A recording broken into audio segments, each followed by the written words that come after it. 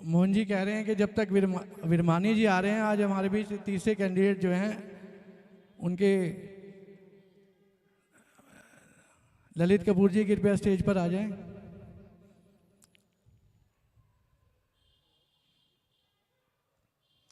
हमारे कोई जनता के प्रतिनिधि अगर बैठे हैं, मुझे अगर दिखाई ना दे रहे हो तो प्लीज़ स्टेज पर आ जाएं।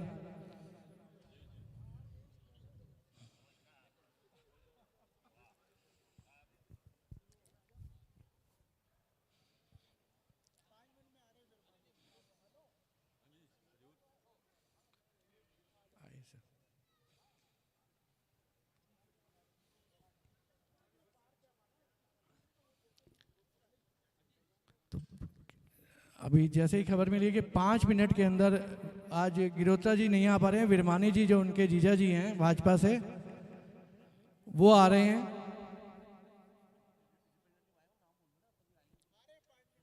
पाँच मिनट में आ रहे हैं। प्रभा जी हैं, आम आदमी पार्टी की कार्यकर्ता हैं, इस बार वो भी हमारे बीच में आई हैं और काफ़ी सक्रिय रही हैं। और राम बाबू जी भी आए हुए हैं, उनका भी हार्दिक अभिनंदन है।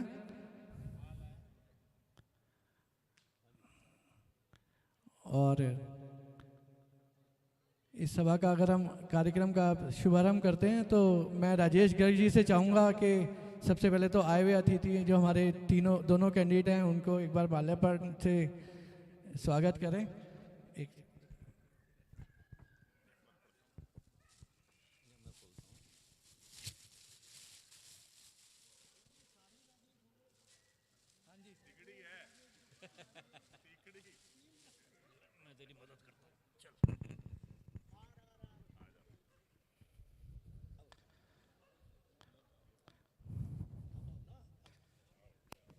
यह साझा कार्यक्रम है मेरी दिल्ली न्यूज़पेपर और हमारा इंडिया 99 टीवी का ये साझा प्रोग्राम है, जिसका लाइव ब्रॉडकास्ट भी हम शुरू कर चुके हैं, जो कि आप इंडिया 99 के दोनों ही चैनल्स पर देख सकते हैं। राजेश जी से चाहूँगा 2 शब्द आप कहें इस आज के कार्यक्रम के बारे में।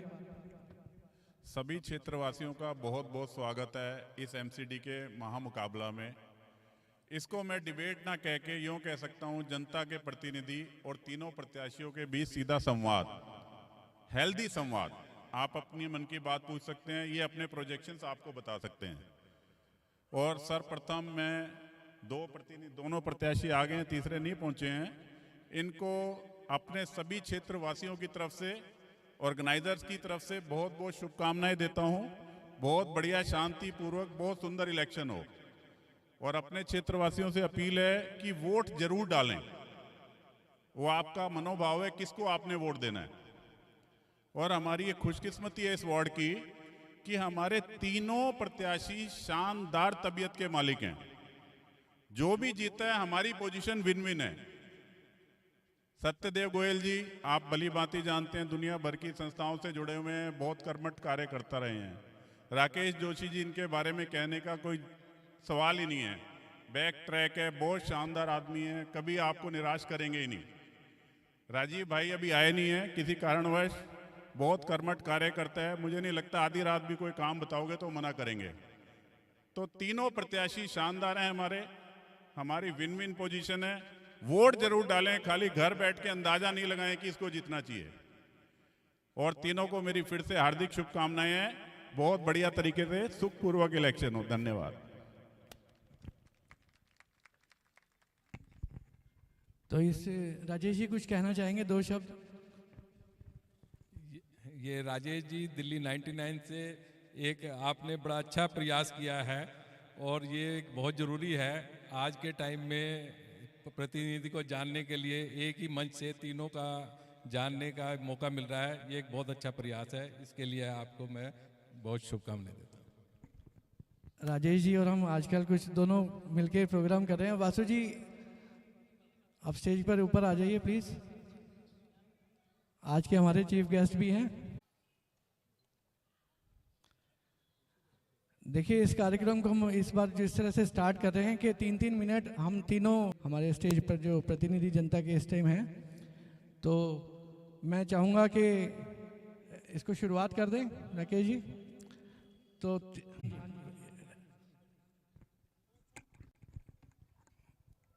बात ही है, मैं तो सबसे पहले राजेश जी का और भाई साहब का नाम वो भी राजेश जी है, दोनों चैनलों का आभार प्रकट करता हूँ।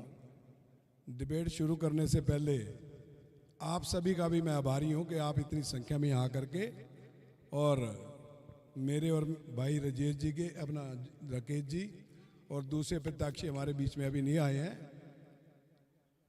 आप ये जानने के लिए यहाँ पे हैं कि हम क्या कर सकते हैं, आपकी उम्मीदें क्या हैं, ठीक है जी, यही है ना। हमारा एक ही प्रश्न है आपसे राजेश जी कि जब तक हमारे तीसरे प्रत्याशी ना आ जाए पूर्ण रूप से वो डिबेट नहीं हो सकेगी, सवाल जवाब ना हो सकेंगे, तो वो आ जाएं। उससे पहले यदि आप कुछ और बातचीत करना चाहें तो हम तो यही कहेंगे। फिर भी यदि वो नहीं आते हैं, मैं आपके सवालों का जवाब देने के लिए कांग्रेस पार्टी का प्रत्याशी होने के नाते आपके बीच में अपनी बात रखने के लिए और आपकी बात सुनने के लिए उपस्थित हूं और मैं हाजिर हूं। जो भी आप चाहेंगे भाई राकेश जोशी जी अपनी बात रखें। नहीं, इस कार्यक्रम को हम एक तरीके से कर रहे हैं सत्यदेव जी। वो पहले 3-3 मिनट आप अपने बारे में बताएंगे, जनता के सवाल हम बाद में लेंगे। पहले हमारे जो जनता के प्रतिनिधि स्टेज पर, जनता के प्रतिनिधि दीपक कुल्लर जी और हमारे कॉलोनी के जनरल सेक्रेटरी भी हैं, उनसे कहूंगा कि उनका स्वागत कर दें।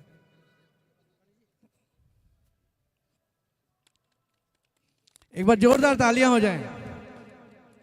अब जो भी आप क्वेश्चंस करें तो राजीव गिरोत्रा जी समझ के ही सवाल कीजिएगा, गुलशन विरमानी जी से।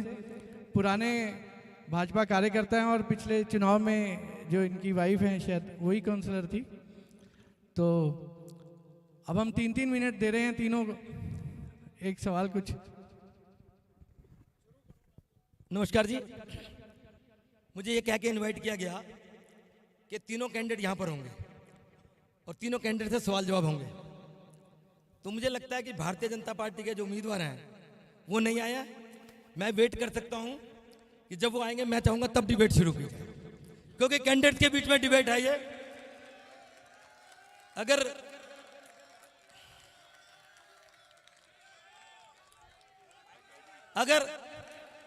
मैं कहना चाहता हूं, अगर प्रतिनिधियों के बीच में, हाँ सर दे, अगर प्रतिनिधियों के बीच में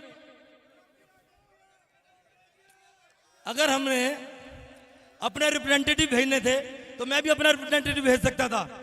तो बात यह हुई थी कैंडिडेट का क्या विजन है, कैंडिडेट क्या काम करेंगे, कैंडिडेट की सोच क्या है, कैंडिडेट डेवलपमेंट कैसे करेंगे, तो उम्मीदवार को यहाँ आना चाहिए था। राकेश जी, मैं फिर भी, क्योंकि आप सबकी बात रखते हैं तो और जनता के नुमाइंदे भी हैं और हमारे क्षेत्र के बड़े भाई भी हैं, तो मैं आपसे गुजारिश करूंगा कृपया इस बात को में आपके सवालों का जवाब देने के लिए हम नहीं चाहते कि ऐसा कार्य होना चाहिए कि अपने नुमाइंदों को भेज करके आपकी बात को सुना जाए और कहा जाए। हम आपको मौका देंगे वर्मानी जी, लेकिन अगर हम आपके बीच में दोनों प्रत्याशी आए हैं, उस प्रत्याशी को आना चाहिए अपनी बात कहने के लिए, आपका जवाब देने के लिए। मैं फिर भी, दोनों मेरे बड़े हैं और बड़े भाई हैं और हमारे पिता तुल्य हैं, तो गुलशन जी क्या कहेंगे? दिल्ली की एमसीडी चुनाव लड़ना चाहती है आम आदमी पार्टी कूड़े पर, और मैं कूड़े के लिए चैलेंज करता हूं मुख्यमंत्री भी यहां जाए, उससे भी मैं डिबेट कर सकता हूं। मुख्यमंत्री को चैलेंज करता हूं, मैं डिबेट कूड़े पे यहां पे करवा के देख ले। जोशी जी, मैं इतनी ताकत रखता हूं, एक मिनट जाओ आप, मैं इतनी ताकत रखता हूं, इतनी मैं जानकारी रखता हूं कि आपने चैलेंज किया हमारे कैंडिडेट को, मैं मुख्यमंत्री को चैलेंज कर रहा हूं यहाँ पे, कूड़े पे डिबेट करके देख ले, कूड़े पे डिबेट करके देख ले। आप कूड़े पे चुनाव लड़ना चाहते हैं, कूड़े पे डिबेट करके देख लो मेरे से। अगर हार गया, अगर कूड़े पे आपका मुख्यमंत्री से हार गया तो हमारा कैंडिडेट विड्रॉ कर लेगा। हेलो राकेश जी, पूरी की पूरी। दीपक जी एक मिनट, आप भी कोई बात नहीं करेंगे। नहीं राकेश जी, आपको तो सुनना चाहते हैं, वो तो आप बताएंगे लोगों को, इसको डिबेट ना समझिए। लोग आपसे कुछ कहना चाहते हैं, आपसे कुछ सवाल करना चाहते हैं, आपके विजन देखना चाहते हैं, उसके बारे में तो आप बात करेंगे। मनमोहन जी आप कहिए क्या हम तो ये चाहते हैं कि हम जो पब्लिक चाहती है क्या उम्मीद करती है वो आने वाले लीडर से, वो हम बातें रखें, और दोनों लीडर्स इनमें से जो भी चुन के आएगा वो क्या उसके बारे में अपने विचार रखता है, हम उसको सुने।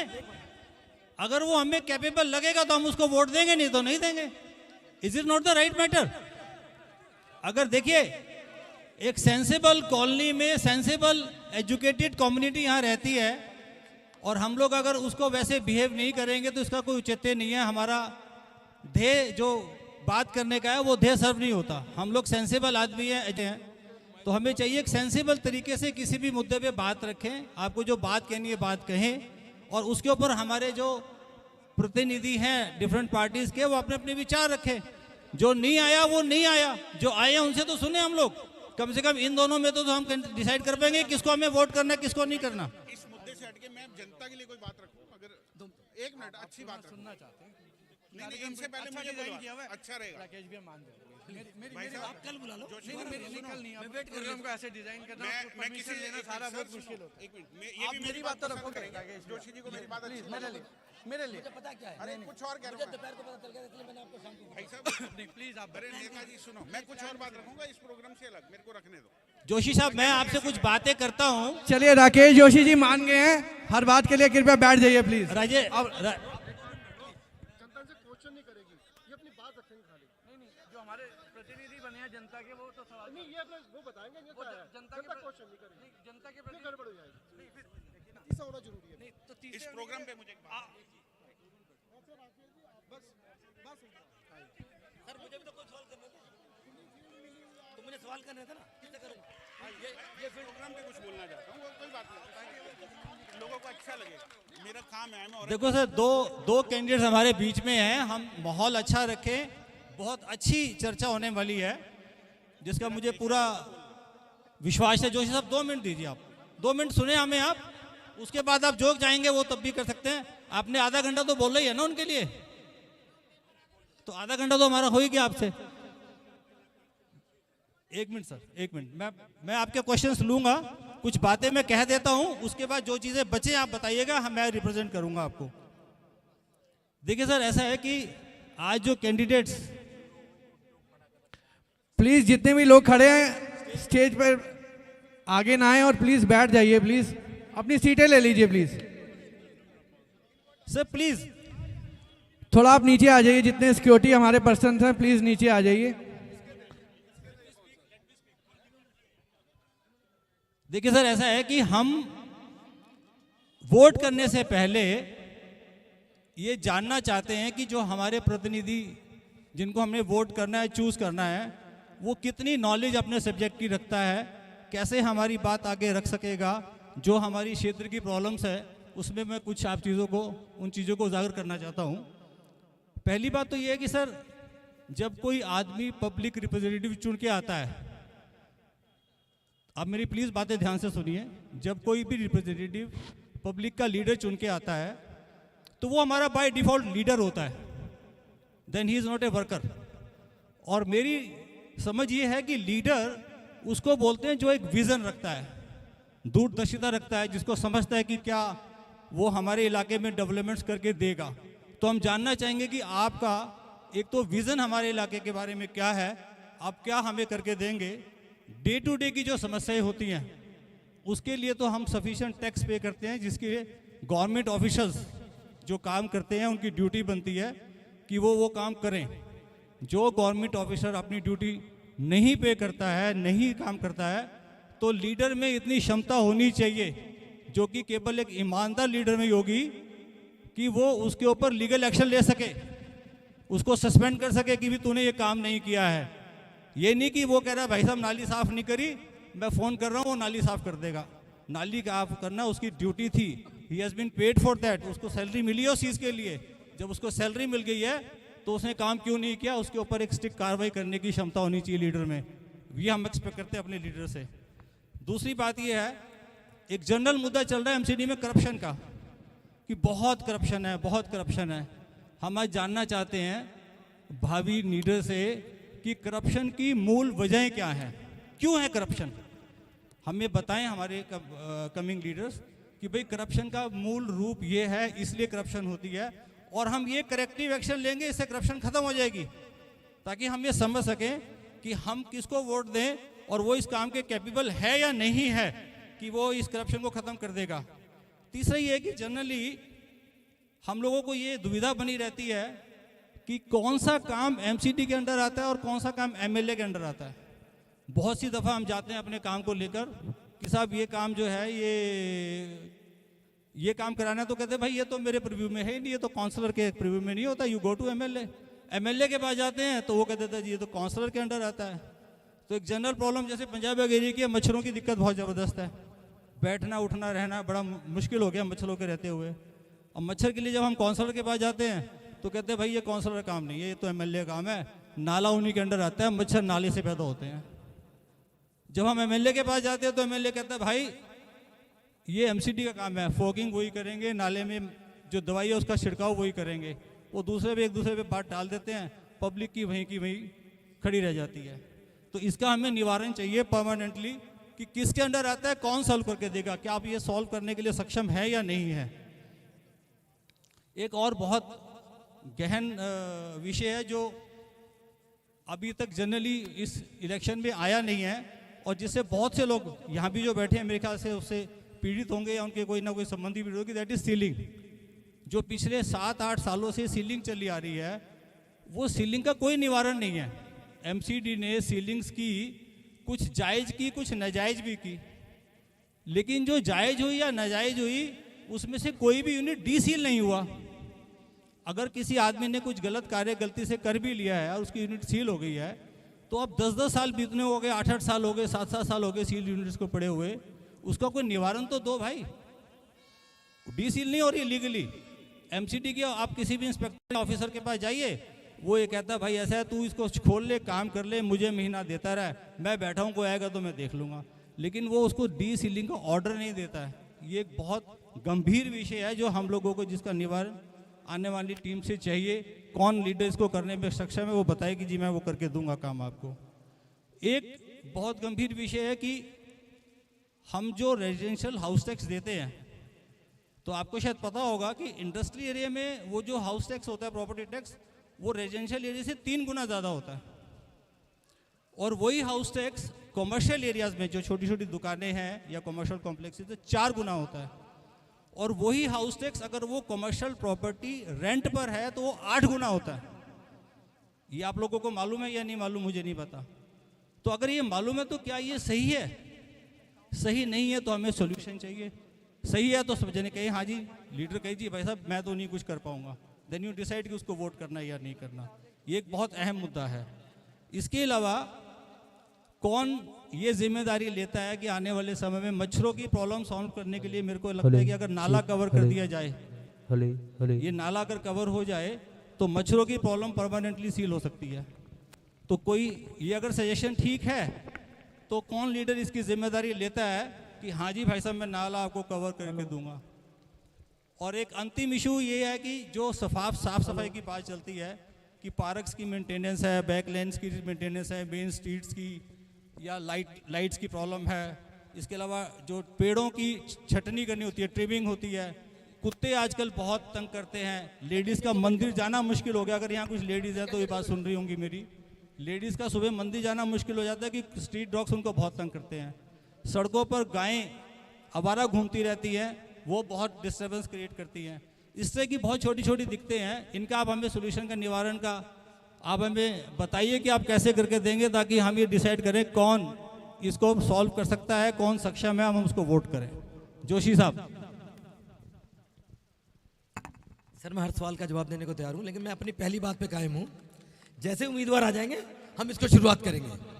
मैं वेट कर सकता हूँ 15 मिनट, आधा घंटा, जितनी देर आप कहेंगे।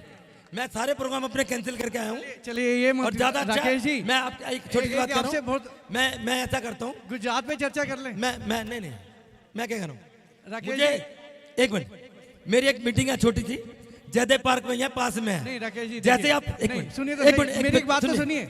जैसे ही आप फोन करेंगे, एक बात का एक, जैसे ही आप फोन करेंगे, फोन नहीं कर रहे हम, मैं वापिस आ जाऊंगा। नहीं राकेश जी, आजकल गुजरात में बहुत बड़ा एक डायलॉग चल रहा है कि केजरीवाल जी को गब्बर कहा जा रहा है, कि भ्रष्टाचार के बारे में कहा जा रहा है कि जो भ्रष्टाचारियों को कहा जा रहा है कि भ्रष्टाचार छोड़ दो वरना केजरीवाल आ जाएगा। तो इस विषय में क्या कहेंगे? गुजरात से बहुत दिल्ली का माहौल। हमें जो बुलाया गया था एमसीडी आप के, बताइए। मेरे को हमें ये कहा गया था, मुझे क्या क्या यहाँ इनवाइट किया गया था राकेश जी कि साहब प्लीज। तीनों उम्मीदवार आएंगे, राजेश जी, तीनों उम्मीदवारों से सवाल होंगे, आपने इस कार्यक्रम तीनों को उम्मीदवार जवाब किया है। देंगे। एक मिनट मेरी आप बात मैं सुनिए। सबसे पहले सर एक मिनट हाँ मुझे जी, कहने दो। हाँ, बोलिए, आप अपनी बात बात होती बोलिए। नहीं कार्यक्रम ना अलग शेप में जा रहा है जी, अलग कार्यक्रम शेप अलग में शेप में जा रहा है। आप मैं ये कह रहा हूं कार्यक्रम कि को जैसे हाईजैक ही- करने की कोशिश मत कीजिए किसी भी तरह से। चलिए, ये कार्यक्रम हो रहा है, जब इसको तक- हाईजैक करने की कोशिश मत कीजिए। जब तक ये के- राजनीतिक कार्यक्रम होने के जा रहा है। हमने सबको तक- निमंत्रण दिया, जब बुलाया। तक कैंडिडेट नहीं यदि आगे बुला आपको- रहा हूं, यदि आप आपको मुझे लगता फोन है- करके बुला लीजिए। यदि आपको जिसकी इच्छा हो वो यहाँ रुके, ठीक है जी। कोई समस्या नहीं है बिल्कुल भी 1% के लिए। ठीक है जी, खुल्लर जी। हम अपनी बात कहने के लिए यहाँ पर ये आपके खुल्लर सामने जी खड़े ठीक हुए कह रहे हैं, हैं। बिल्कुल। यदि आप जिद करें कि ऐसा होगा तो ये होगा, ये उचित नहीं ठीक है, खुल्लर जी है। ठीक कह रहे हैं। राजनीतिक प्रतिस्पर्धा के अंदर हमें बातचीत मैं- करनी होती जनता है। का- मैं खुल्लर जी की हर बात से जगह, सहमत हूं, पूरी दिल्ली के अंदर मैं कहीं खुल्लर ऐसा जी की नहीं होता, बात से हर जगह सहमत हूं, कैंडिडेट जाता है, क्योंकि अब हर बीजेपी जगह का से नहीं उम्मीदवार होता। नहीं आया है। ये यहाँ किसी बीजेपी का उम्मीदवार नहीं आया सोची है। समझी बीजेपी का सोची उम्मीदवार- समझे जाता है। भाजपा का धन्यवाद, उम्मीदवार- धन्यवाद है आपका, भाजपा का आपका उम्मीदवार धन्यवाद है। डर के भाग गया है। मैं राजेश जी से पहले भाजपा का रिक्वेस्ट कर रहा था उम्मीदवार कि ये भगवान दास डर के नगर भाग गया पंजाबी है। बाग जयदे पार्क भाजपा का वो उम्मीदवार है, डर के मीटिंग भाग होनी है गया यहाँ है। पर। यहाँ से आप भाजपा का इसको उम्मीदवार इसके जवाब नहीं लोकल देना मुद्दों के लिए चाहता। रख लीजिए, लेकिन भाजपा का उम्मीदवार जैसा जवाब आपको नहीं कहा देना गया था चाहता। वैसे ही हुआ, देखिए आप। भाजपा का उम्मीदवार जैसा- डर के चला गया। मैं सातों चीजों का जवाब देने को तैयार हूँ। जोशी जी सुनने को जा रहा है, मैदान छोड़ के मत भागो, मैदान छोड़ के मत भागो। ये चार लोग इनके दम पे चुनाव नहीं जीतोगे। आप ईमानदारी से चर्चा कर लो, सातों चीजों का जवाब दूंगा, सातों चीजों का जवाब दूंगा। आपने सुनना नहीं सुनना तो जाए, आपने नहीं सुनना तो जाए। सातों चीज 7 क्वेश्चन किए हैं मीडिया के माध्यम से, मैं आप सुन लेंगे, पूरा दिल्ली सुनेगा, पूरा देश सुनेगा।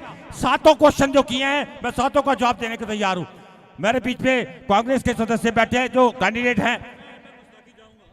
मुझे यहाँ पर लोगों के प्रतिनिधित्व के तौर पर सवाल करने के लिए बुलाया गया है। मैं आपसे रिक्वेस्ट करूंगा, आप लोग यहाँ विराजिए। वासु जी आप आ जाइए प्लीज। वासु जी, हेलो, वासु जी, राकेश जी नहीं है तो कृपया प्लीज आप आ जाइए।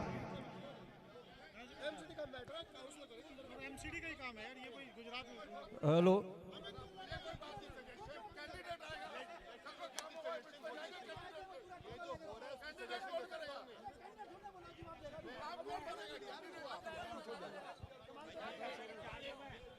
तो देखिए जरा शांति का दान दीजिए।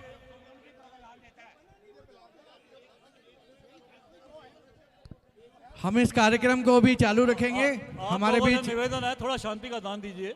भाजपा से और कांग्रेस के दोनों कैंडिडेट हमारे बीच हैं, तो कृपया प्लीज अपना स्थान ले लीजिए। आप लोगों ने जो सवाल पूछने थे वो तो बीच में ही रह गए।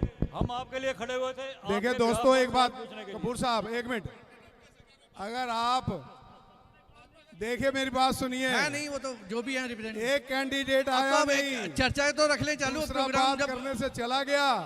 अगर आप मुझसे कुछ पूछना चाहते हो और मुझे सुनना चाहते हो तो कृपया बैठिए, आप बैठिए। आप मैं आपसे सवाल करना बैठिए। चाहता हूं सत्यदेव जी, हमारे बीच आई बैठिए, आप बैठिए। मैं आपसे सवाल करना चाहता हूं कि कांग्रेस, देखिए हम प्रोग्राम को स्टार्ट कर रहे हैं, रखा है हमने, अभी बंद नहीं किया हमने इस प्रोग्राम को। अगर आम आदमी पार्टी से कोई अगर नहीं चर्चा में आना चाहता तो हम कुछ नहीं कह सकते। और सत्यदेव जी मैं आपसे सवाल करना चाहता हूं, कांग्रेस इस बार मैदान में उतरी है और ट्रैंगलर के रूप में आप इस बार टक्कर दे रहे हो, तो मैं आपसे जानना चाहता हूं कि जो मुद्दे थे, जो शीला दीक्षित सरकार के मुद्दे थे, वो सुनने को नहीं मिल रहे दिल्ली क्षेत्र के अंदर।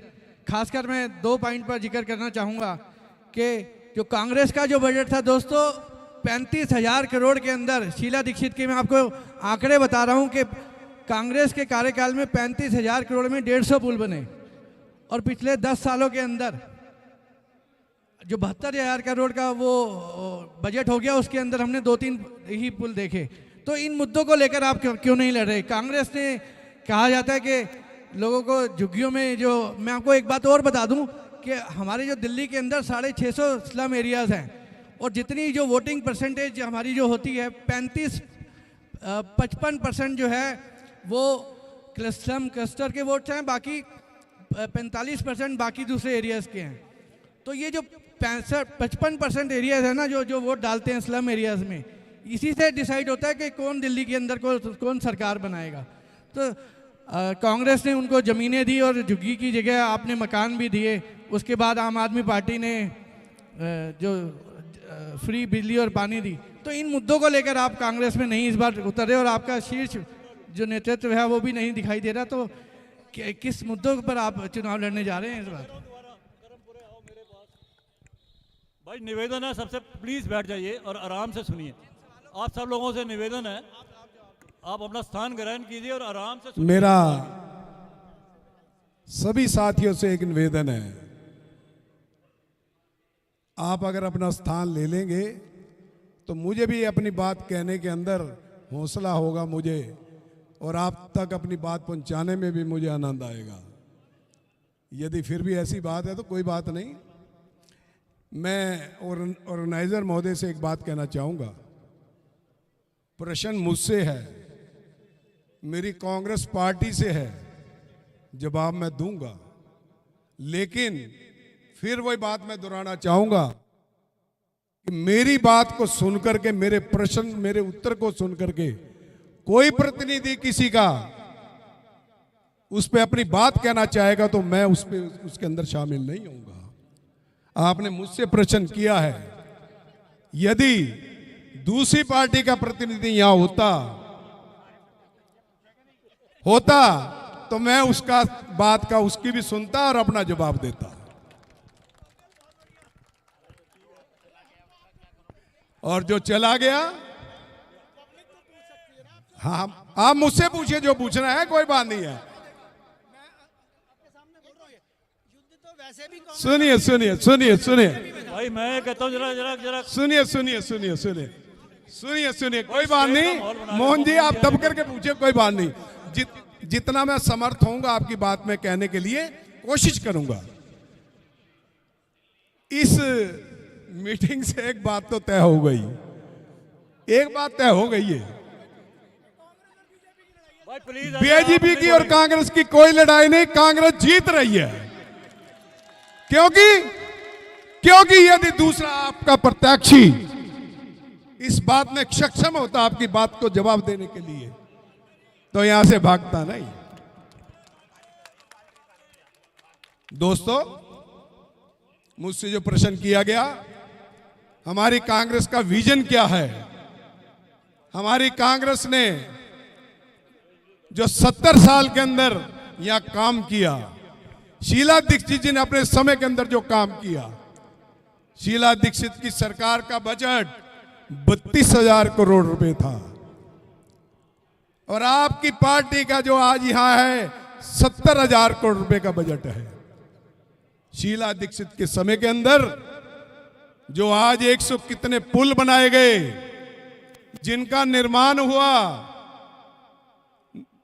अनेकों सड़कों का जाल बिछाया गया दिल्ली के अंदर, उस छोटे से बजट के अंदर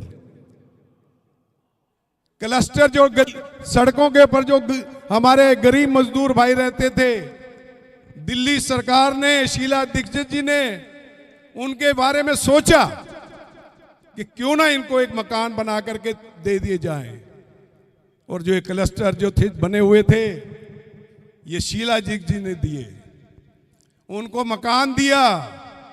आज जो ये मेट्रो की यहां चल रही है, इसकी पूरी जो स्कीम थी वो दिल्ली सरकार की थी। मेरे भाई कह रहे हैं कि मदन लाल खुराना जी लाए थे। एक मिनट सुनिए, और पीछे से मेरा निवेदन है, आप मुझे फीड मत कीजिए, आप सुनिए, मैं अपनी बात कह रहा हूं, मैं। आप उनके पीए थे, मैं मानता हूं, लेकिन उससे पहले भाई जगदीश टाइलर जी मेट्रो का सपना लेकर के बीच में आए थे। इत्तेफाक से दिल्ली के मुख्यमंत्री खुराना जी बन गए और आप उनके पीए थे। उस प्रोजेक्ट को फिर आप आगे लेकर के चले थे। प्रोजेक्ट की देन कांग्रेस पार्टी की देन थी, शीला दीक्षित की देन थी, उसको आप लेकर के आगे चले थे, आपका विजन नहीं था। तो दोस्तों एक बात कहना चाहता हूं कि आज कांग्रेस पार्टी के विजन जो है ये है कि आने वाले समय के अंदर हम जो पानी की गंदा पानी आ रहा है, घर घर के अंदर हम आरओ देंगे फ्री, और उसका जो खर्चा 20,000 करोड़ रुपए का है, जो बजट होगा उसमें से पूरा करेंगे, किसी के ऊपर वजन नहीं पड़ने देंगे। आज आप पार्टी ने कहा कि हम ये चीजें फ्री दे रहे हैं, सत्यदेव जी मैं यही तो पानी फ्री भी दे रहे हैं, सत्यदेव जी बिजली फ्री दे रहे हैं। एक मिनट, ये सत्यदेव कहां जी। से आ रहा है? ये आपकी और मेरी जेब से जा रहा है, ये किसी की जेब से नहीं जा रहा। ऐसा क्यों? ये लूटने का कार्य क्यों? इसलिए दोस्तों मैं एक बात आपसे कहना चाहता हूं, जो शीला दीक्षित जी ने एक सपना दिल्ली के लिए देखा था, उसके विकास के लिए सत्यदेव जी, देखा था सत्यदेव और जी। उसके आगे जो बढ़ाया था उसका पूरा किया। आइए सत्यदेव आज जी। आप पार्टी जब आई तो उसने कहा कि मैं शीला दीक्षित आप को अंदर करूंगा, इतने इतने बस्ते लेके आऊंगा। सत्यदेव जी कहाँ गए केजरीवाल जी? मेरा मुद्दा यही है कि ये मुद्दे आपके नजर नहीं आ रहे जो आप बात कह रहे हो। मेरे सवाल जो थे ना, मेरा सवाल ये था कि दिल्ली में आम आदमी के पास ये मुद्दा ही पता ही नहीं है कि कांग्रेस अपनी इस मुद्दे को शीला उठाने दीक्षित के ने जो किया वो इस तो मुद्दे आपके को बतलाने के लिए आपने मुझे आज बुलाया है। मैं अपनी पार्टी का जो विजन था, अपनी पार्टी के जो अच्छा। मुद्दे थे, वो मैं आपके सामने रख रहा हूं। आइए एक बार बैठिए। मैं विरमानी जी आपसे पूछना चाहूंगा। मैं इस बात का फिर ऑब्जेक्शन करता हूं, यदि अगर पर दूसरी पार्टी के प्रतिनिधि से बात करना चाहेंगे तो मैं भी इसका बायकॉट करूंगा, सत्यदेव जी, मैं भी इसका बायकॉट करूंगा। सत्यदेव, अगर प्लीज। इस बात का जवाब देना है तो भारतीय जनता पार्टी के उम्मीदवार को यहाँ आना होगा, हम उसके प्रतिनिधि से बात नहीं करना चाहेंगे। हमें अभी भी कॉल आई है कि गिरोत्रा जी कुछ ही क्षणों के बीच आ रहे हैं और राकेश जोशी आने दोबारा दीजिए, आने दीजिए उन्हें, कुछ ही फिर क्षणों बात के अंदर करेंगे हम। कुछ ही क्षणों में आ रहे हैं, तो तब तक अगर मैं हमारे नहीं, गेस्ट बिल्कुल नहीं, हमने इन्हें नहीं बुलाया, हमने इनसे चर्चा करने के लिए बात नहीं की। हम करना चाहते हैं गिरोत्रा जी से आए, जवाब दें, जनता के बीच आए, सत्यदेव हम जी, भी जवाब देंगे आप और बहुत ही जवाब लेंगे। सीनियर पॉलिटिशियंस भी हैं और सीनियर हमारे कॉलोनी के भी हमारे वो हैं। इसमें आज हमारे सीनियरिटी, गेस्ट भी हैं इसमें वो। आपने उनको बुलाया होगा, उनका नुमाइंदगी करके नहीं, मैं आपसे आपने आग्रह करूंगा, प्रत्यक्ष प्लीज, को बुलाया प्लीज, था। प्लीज। आप हमें कहते कि नुमाइंदा भी आ सकता है, मैं भी अपनी पार्टी का नुमाइंदा भेजता यहाँ पर। हम समय क्यों खराब करते, अपना काम करते। नहीं राजेश जी, हम इस बात के लिए नहीं आएंगे। आप अगर सवाल पूछेंगे तो मैं भी बाइकआउट करता हूँ इस प्रोग्राम का। आ रहे हैं, दोनों आ रहे हैं, आने दीजिए उन्हें, आने दीजिए उन्हें, आने दीजिए, दोनों ही आ रहे हैं। 10 लेकिन मिनट के नुमाइंदे अंदर। से बात नहीं सुनेंगे हम। नहीं, जब तक नहीं, बिल्कुल नहीं, बिल्कुल नहीं। चले जनता के प्रतिनिधि तो कुछ कह सकते हैं। जनता के प्रतिनिधि अगर ये चुनाव लड़ रहे होते तो थे, ये पुराने प्रतिनिधि हैं। सवाल तो कर नए सकते हैं। प्रतिनिधि को आने दीजिए, नहीं नए प्रतिनिधि को आने नहीं, नहीं, दीजिए। मैं जानना चाहता ये हूं- प्रतिनिधि नहीं नहीं। नहीं नहीं, आपसे सवाल तो कर सकते हैं, आप मौजूद हो। हाँ, मैं करिए। आई बैठे तो सत्यदेव जी से जो सवाल करना चाहते हैं, दीपक जी। आए हुए सभी मेहमानों का मैं हार्दिक अभिनंदन करता हूं। विश्व के सबसे बड़े लोकतंत्र हिंदुस्तान में, उसकी राजधानी दिल्ली के निगम के चुनाव होने जा रहे हैं और हमारा सौभाग्य है कि हमारे इस कॉन्स्टिट्यूंसी से हमारे 3 अपने ही परिवार के प्रतिनिधि इस चुनाव में खड़े हुए हैं। हमारे बड़े सत्यदेव गोयल जी, जिन्होंने अपने जीवन के कई वर्ष इस इलाके की सेवा को दिए हुए हैं, कांग्रेस आई के प्रतिनिधि हैं। हमारे दूसरे प्रतिनिधि श्री राकेश जोशी जी हैं, जो कि आम आदमी पार्टी से इस एरिया से अपनी किस्मत को आजमा रहे हैं। और तीसरे भारतीय जनता पार्टी के श्री राजीव गिरोत्रा जी हैं, जो इन चुनावों में अपने भाग्य के लेकर साथ में जोर आजमाइश कर रहे हैं। कार्यक्रम कुछ इस प्रकार बनाया गया था कि तीनों ही कैंडिडेट हमारे बीच में आएंगे। ठीक है, ललित कपूर जी से बात करवा लीजिए अभी इनको, क्योंकि कुछ अर्थ वाली बात करने की कोशिश कर रहा हूं मैं, तो शायद इनको अच्छा नहीं लग रहा है, तो अच्छा लेके ये कर लीजिए। एक मिनट, एक्सक्यूज मी, आपको यहाँ कहा गया था कि आप इनसे सवाल पूछिए, आप अपना भाषण देने लग गए, आप 50 सवाल पूछिए इनसे। ये ले दीपक जी आप। मैं अभी सत्यदेव गोयल जी से तब तक कोई सवाल नहीं पूछूंगा जब तक बाकी दोनों कैंडिडेट भी नहीं आ जाते, क्योंकि उन्होंने भी कहा कि अभी इन दोनों कैंडिडेट को आने दीजिए। वो मेरे बड़े हैं, मैं उनकी बात का मान रख रहा हूँ। 5 मिनट में दूसरे कैंडिडेट आ रहे हैं, मैं उनके आने के बाद इनसे क्वेश्चन पूछूंगा। चलिए मैं जनता के बीच में जा रहा हूँ, उनसे लोग जो आए हुए हैं उनसे बात कर लेते हैं कि वो क्या देखते हैं चुनावों को लेकर, एमसीडी में हमारे क्षेत्र को लेकर हमारा हक है, उनका क्या कहना है। कोई लिहाज नहीं करेंगे, इनसे सवाल पूछेंगे जो हमने पूछने हैं, चाहे वो सतदेव जी हैं, चाहे गहलोत्रा जी आएंगे, चाहे राकेश जोशी आएंगे, हमारा उनसे कोई रिश्ता नहीं है आज की डेट में। नहीं, हम पूछेंगे। चलिए हाँ दीपक जी वो कुछ ही क्षणों में दोनों ही आ रहे हैं, तो कार्यक्रम को हम संचालित रखते हैं। नहीं, मैं यहाँ भाषण देने तो नहीं, मैं यहाँ सवाल पूछने आया। ललित जी कृपया लोगों के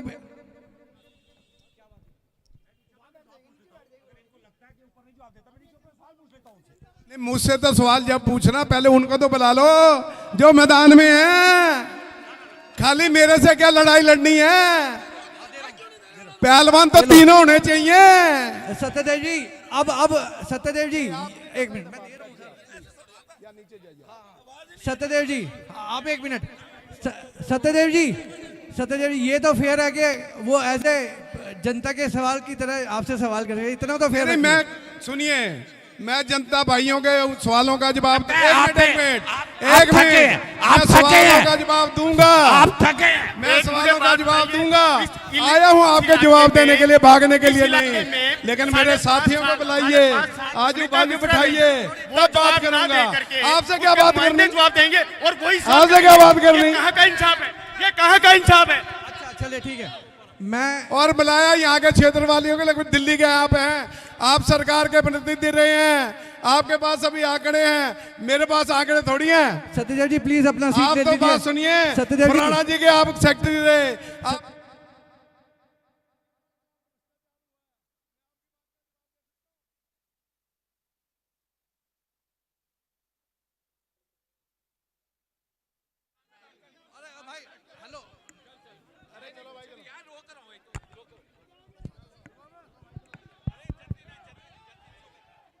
जतिन,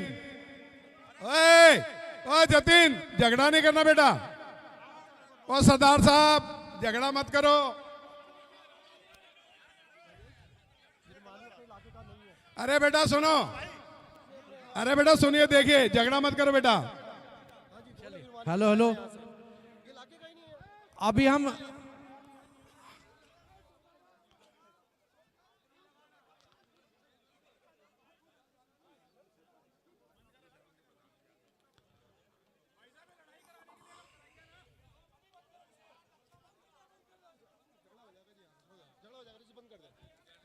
चले जी इस प्रोग्राम को अभी यहीं समाप्त करते हैं। हाँ जी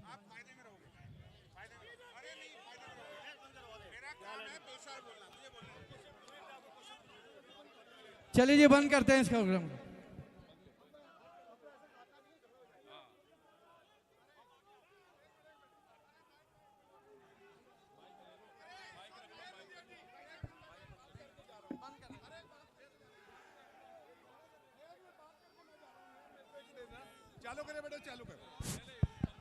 भाइयों ये डिबेट जो यहीं मेरे ख्याल में खत्म करनी चाहिए। लेकिन एक बात कहना चाहता हूं, मैं अपने लिए आपसे वोट मांगता हूं। प्लीज भाई साहब आराम से बैठिए, सारे लोग आपका साथी हूं, आपके दुख सुख का साथी हूं। 4 तारीख को मुझे अपना वोट दे करके मुझे सफल बनाएं, मेरा साथ दें